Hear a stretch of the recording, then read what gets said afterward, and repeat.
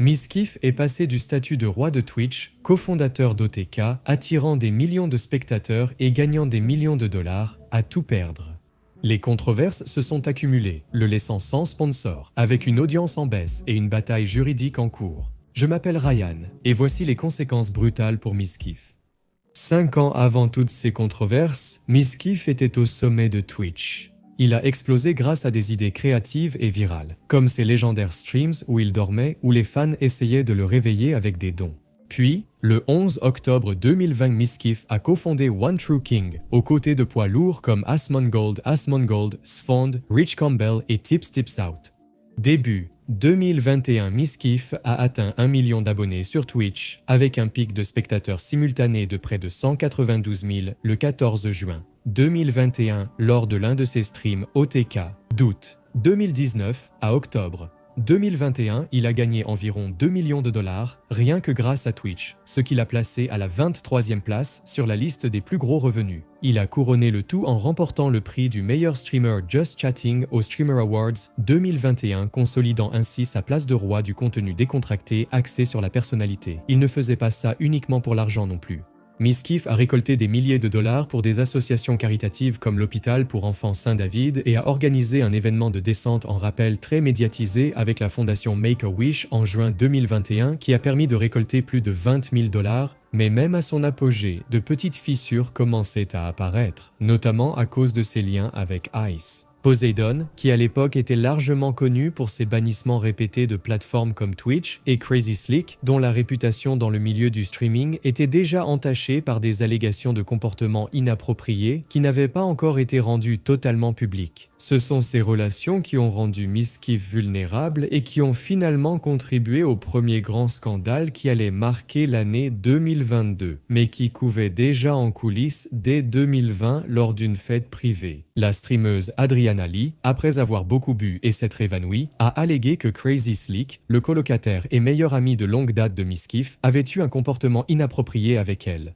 Cependant, Adriana n'a rendu ses accusations publiques qu'en juillet 2021 via un tweet longer, ce qui a mis près d'1 an à attirer l'attention malgré le fait qu'il détaillait une controverse majeure. Adriana a écrit « Crazy Slick nous suivait partout en essayant de m'embrasser et à un moment donné, on m'a dit que lui et moi avions fini par nous embrasser. Il est entré plusieurs fois dans la chambre malgré nos demandes de me laisser tranquille. Dans 2 de ces cas, il m'a touché le cou et la poitrine, disant qu'il voulait juste s'assurer que j'étais en vie. » Adriana a toutefois précisé que Crazy Slick ne l'a ni violée ni agressée, mais que ses actions l'ont mise mal à l'aise. Bien que cela semble être un récit complètement détaillé et honnête, elle a ensuite affirmé que cette version était une version édulcorée de l'histoire, relue par plusieurs personnes, y compris Maya, afin de minimiser la situation et de présenter Crazy Slick sous un jour plus favorable. Et une partie de cette édulcoration s'est également reflétée dans la façon dont Mizkif lui-même a semblé minimiser la situation après la révélation d'Adriana. Peu importe comment vous le qualifiez, c'est du harcèlement sexuel, peu importe. À faible degré, ce n'est pas vraiment grave. Je ne pense pas que les gens en avaient vraiment quelque chose à faire ou s'en souciaient vraiment. John, je vais éteindre ça si tu continues comme ça. Je vais juste l'éteindre. À ce stade, il était clair que Mizkif était prêt à minimiser l'incident pour protéger son ami. Bien qu'il n'ait pas commis les actes lui-même, sa réaction a tout de même contribué à nuire à la victime. Heureusement pour Mizkif, la situation a été largement considérée comme un non-événement jusqu'au 19 septembre 2022 lorsqu'elle a éclaté lors d'une controverse plus large sur les jeux d'argent sur Twitch. Après avoir suggéré que Trainwreck TV, grand streamer de jeux d'argent, soit banni pour son contenu sur la plateforme. Si on doit déplatformer des gens pour avoir arnaqué d'autres personnes, n'aurions-nous pas dû te bannir pour Joltcoin il y a quelques années ? Pour remettre en contexte, Joltcoin était un projet crypto promu par Trainwreck en 2017, ensuite vu comme une arnaque car le jeton a vite perdu la majeure partie de sa valeur, laissant les acheteurs avec de lourdes pertes. Mizkif a utilisé cet argument lors du débat sur l'éventuel bannissement du contenu lié aux jeux d'argent sur Twitch pour critiquer Trainwreck qui défendait ce type de contenu. Trainwreck a immédiatement riposté avec des allégations explosives dans un fil public, accusant Mizkif d'avoir organisé des dissimulations pour des agressions sexuelles commises par ses amis. Cela a transformé un petit problème de jeu d'argent sur Twitch en une controverse beaucoup plus vaste impliquant des accusations de inconduite sexuelle. Avec Trainwreck étant une personnalité bien plus importante qu'Adriana, c'est à ce moment-là que ces accusations de 2021 ont enfin gagné en notoriété. Ce même jour, Adriana a lancé un live de près de 2 heures, donnant plus de détails et déclarant ce qui suit. On m'a demandé de dire quelque chose et j'ai presque été envoyée pour dire quelque chose par Maya et Miss Keef. Miss et Maya m'ont dit de dire quelque chose. Apparemment, Adriana a été forcée de dire quelque chose pour que Miss Keef et Maya n'aient pas à virer Slick. Simultanément, dans une tentative d'envenimer la situation et d'élargir la réaction négative, Ice Poseidon, le même gars qui a donné à Miss Keef sa première grande opportunité en 2018, a décidé de remuer le couteau dans la plaie. Dans une trahison choquante, Ice a divulgué d'anciens messages Discord de Miss Keef contenant des insultes racistes et homophobes. Au lieu d'enterrer Miss Keef, cette manœuvre s'est aussi retournée contre Ice. Avoir laissé passer cela pendant des années en dit long sur toi.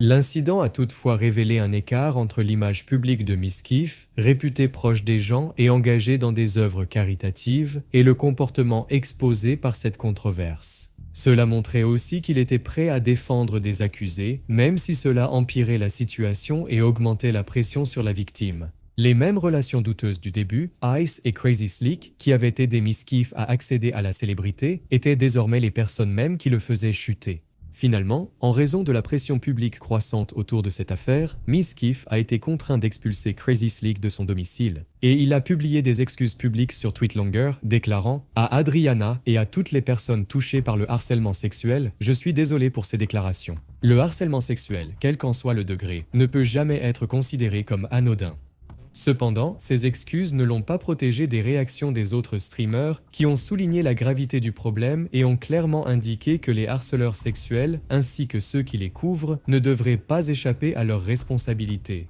Les critiques contre Miss Keef ont commencé au sein de sa propre organisation. Le 20 septembre, OTK a publié une déclaration officielle. En raison de la gravité de ce qui est avancé, nous avons entamé les démarches pour mandater une organisation juridique tierce pour enquêter en détail sur cette affaire. En attendant, Miss Keef a été mise en congé et se retirera de ses fonctions organisationnelles en attendant les résultats de l'enquête. Asmongold, l'un des cofondateurs d'OTK, est allé encore plus loin lors d'un stream désormais supprimé. Je ne leur parlerai plus jamais. Je me fiche que ce type ait été un putain d'ami de Miss Keef. Ce connard t'a utilisé, t'a menti. Il te met dans cette situation en ce moment. Il me met dans cette situation en ce moment. Je suis tellement putain de furieux, mec. Asmongold a également souhaité le pire à Slick. Je me fiche de savoir si tu l'as touché à la poitrine ou non. T'es un putain de sale type flippant qui utilise ses amis pour jouer les gardiens et empêcher les gens d'entrer juste pour pouvoir être abusif. Je te déteste. J'espère que tu... Asanabi, l'un des plus grands streamers politiques sur Twitch, a également critiqué la façon dont Miss Keef a géré la situation et la manière dont il a semblé la minimiser. Évidemment, Miss Keef ignorait totalement comment gérer une agression sexuelle ou tout autre harcèlement. C'est le type de crétin qui va sur son stream secondaire et dit que c'est juste des conneries mineures. Bref, il est là, il essaye même de dire que ce n'est pas un viol. Tu vois ce que je veux dire? C'est complètement comme si c'était un mot banal. C'est une façon ridicule de voir les choses. Pendant ce temps, Maya, l'ex-petite amie de Miss Keef, a publié ce qu'elle a appelé sa déclaration finale avec un long tweet qui a été posté le 25 septembre 2022. Elle a dit qu'elle n'était pas allée à la maison ce jour-là avec l'intention de manipuler l'histoire d'Adriana et qu'elle n'a pas dissimulé une agression sexuelle. Cela n'aurait pas été possible puisque même Adriana ne considérait pas l'incident comme une agression sexuelle avant 2022.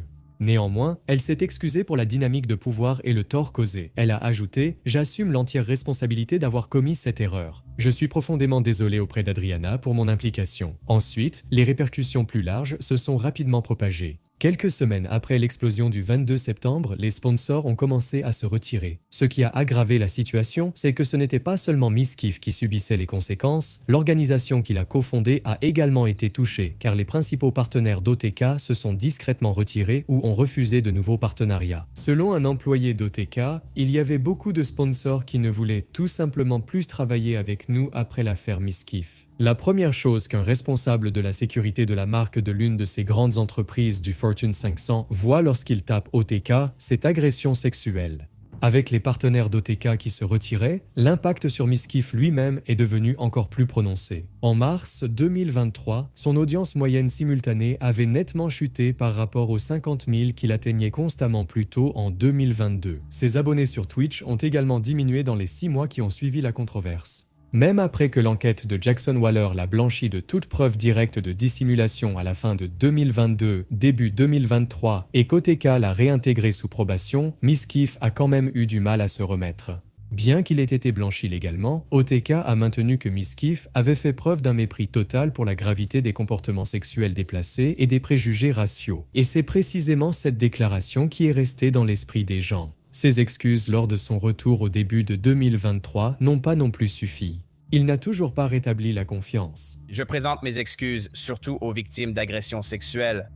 La façon dont je me suis comporté était horrible et je ferai mieux. J'apprendrai de cette situation. J'aimerais penser qu'il est probablement vraiment désolé, mais en même temps, il subit des pressions pour présenter des excuses, ce qui donne cette impression étrange que cela ressemble à un coup de communication. Mizkif continue de s'excuser dans une tentative manifestement insincère de sauver la face. L'hémorragie a continué en 2024 et au début de 2025, sans qu'un véritable retour complet ne se matérialise.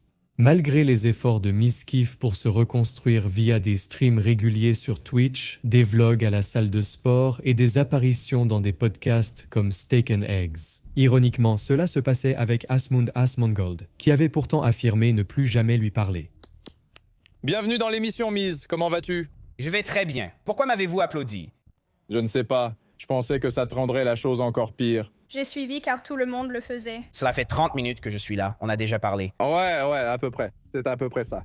Aucun grand contrat de marque n'a refait surface, et les offres de sponsors de casinos sont apparues sporadiquement, mais elles étaient controversées, d'autant plus qu'ils s'étaient déjà opposés au contenu lié aux jeux d'argent sur Twitch. Ce changement semblait moins être un choix qu'une nécessité, ce que les internautes sur Reddit n'ont pas tardé à souligner. L'argent l'emportait sur l'éthique. C'est un peu comme certains youtubeurs qui ont réussi à continuer à gagner de l'argent après un scandale en devenant des lolcos. De la même manière, les statistiques ont chuté. Sur Twitch, début 2025, sa moyenne de spectateurs simultanés sur 365 jours tournait autour de 40 000, bien en dessous de son pic de 2021 et reflétant une baisse de 50% par rapport à environ 80 000. Ce qui est notable cependant, c'est que Mizkif a attribué cette baisse continue à Twitch en tant que plateforme, c'est pourquoi il est passé sur Kick. Dans un stream sans filtre du 24 octobre 2025 intitulé The Dark Truth About Twitch's Downfall, Mizkif a tout expliqué lui-même. Twitch est une plateforme en train de mourir. C'est à cause de ces pubs et ça va vite. Twitch a chuté de 25% cette année.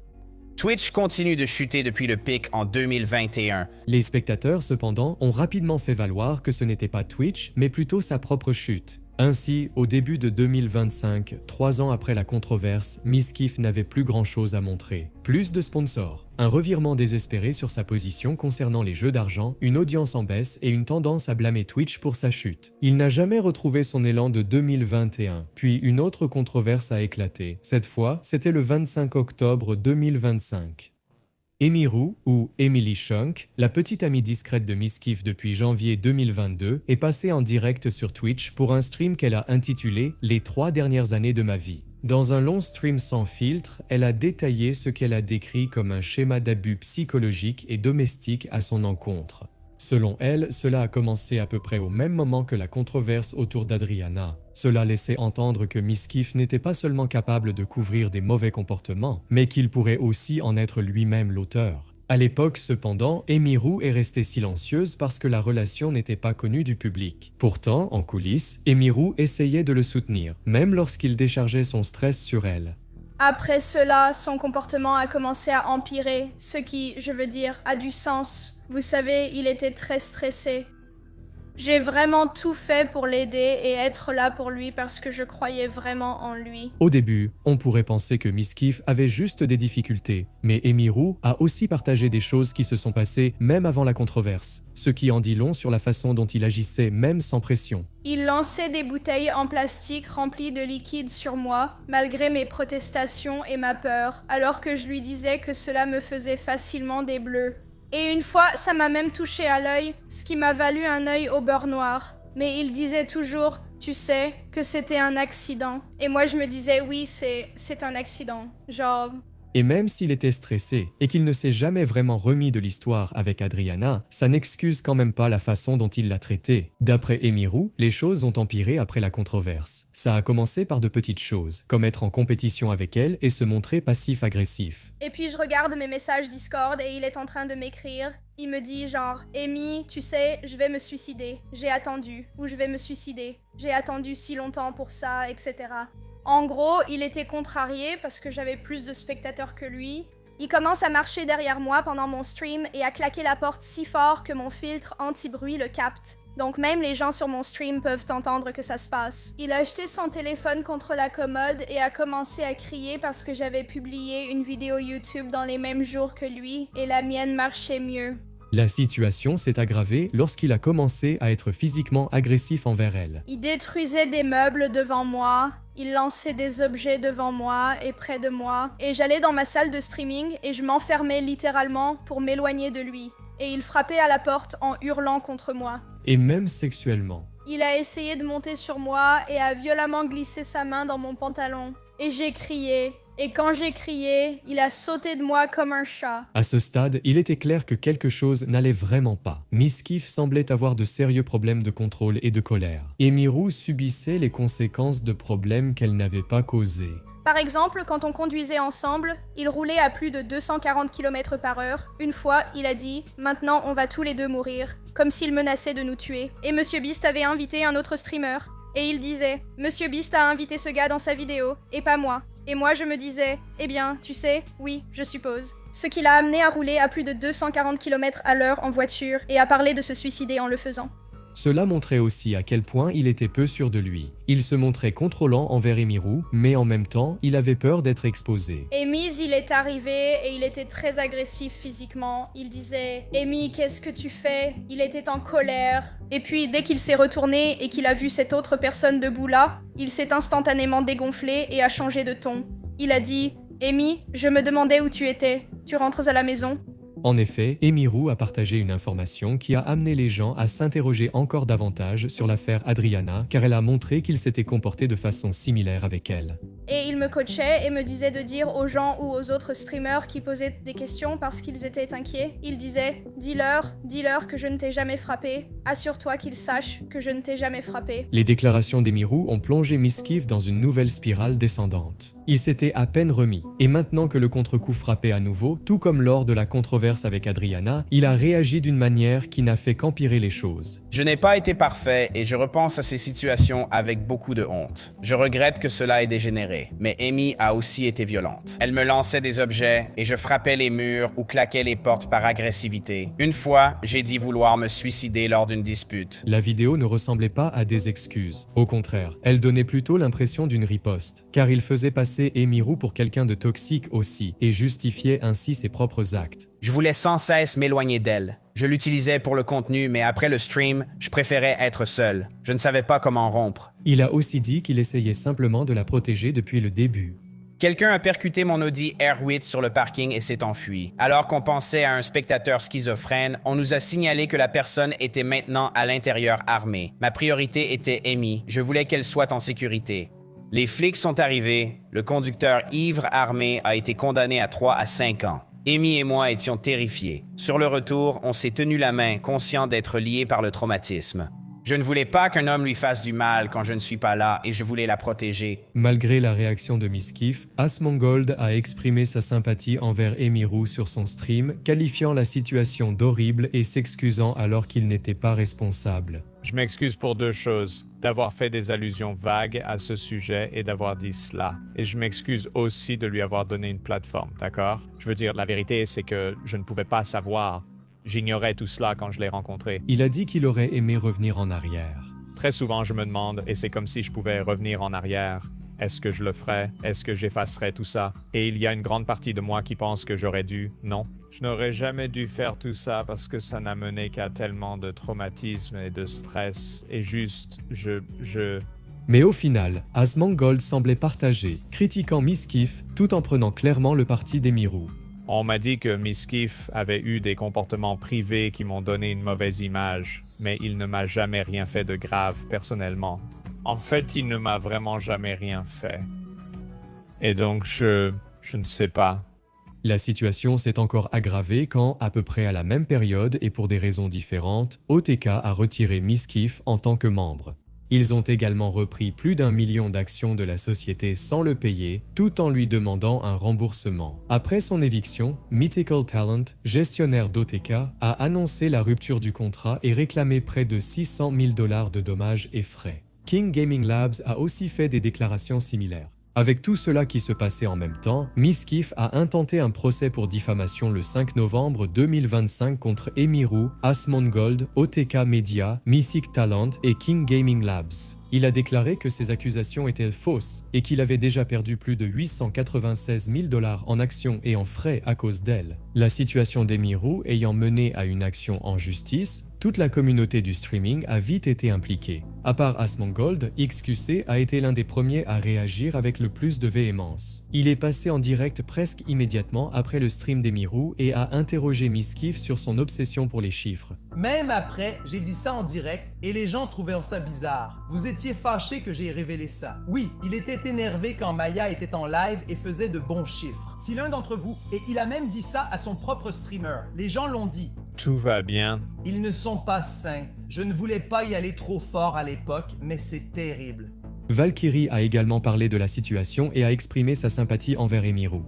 Je trouve que c'est un vrai bazar. C'est vraiment compliqué. C'est une situation gênante. Franchement, ça craint. Ça craint vraiment. Je me sens tellement mal pour Emirou.